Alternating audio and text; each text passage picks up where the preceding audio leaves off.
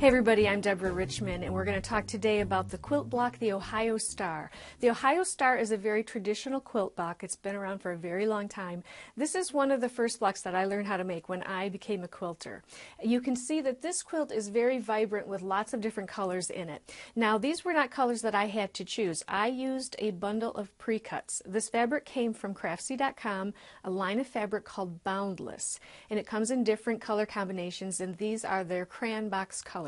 So what I did was use all of the colors in the bundle, plus I added the black for the sashing.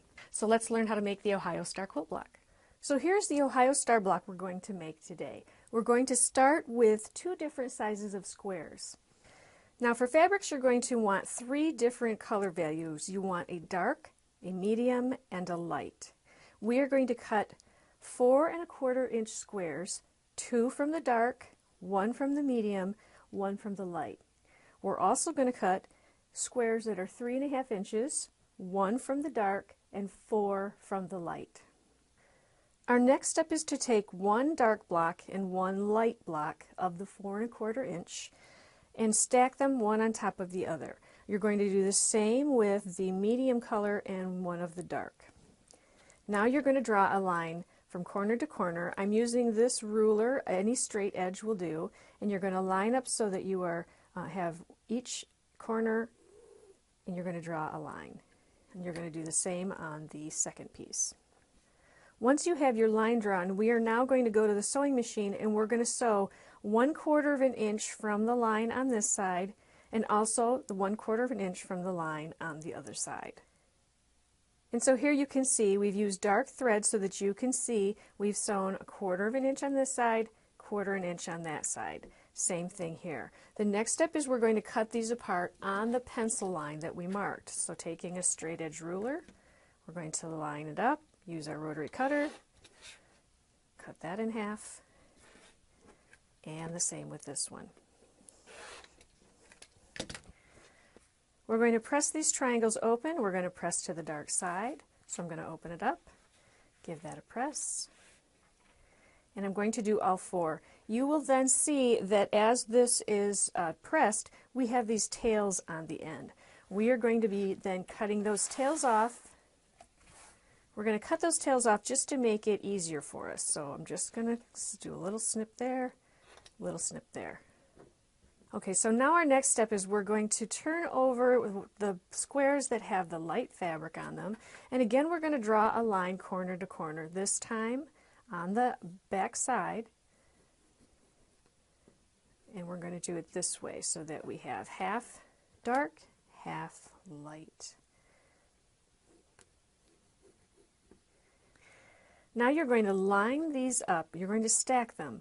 Take 1 of the medium and 1 of the light, and stack these on top of each other so that the bottom piece has the dark on the left and then the top has the dark on the right.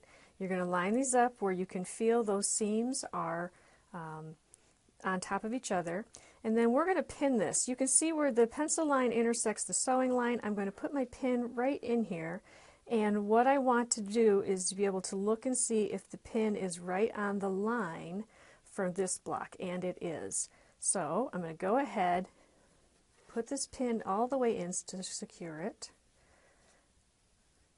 First I'm going to straighten it up. Okay, put the pin all the way in. I'm now going to go to the sewing machine, and again I'm going to sew on both sides of our pencil line. So you should now have 2 squares that look like this on one side, this on the other. We are going to, using a straight edge, we're going to go ahead and cut those again in between our seams.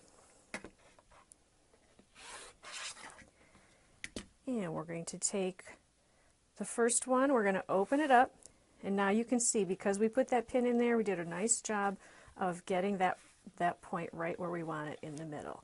I'm going to go ahead and press, and then I'm going to also cut those tails off.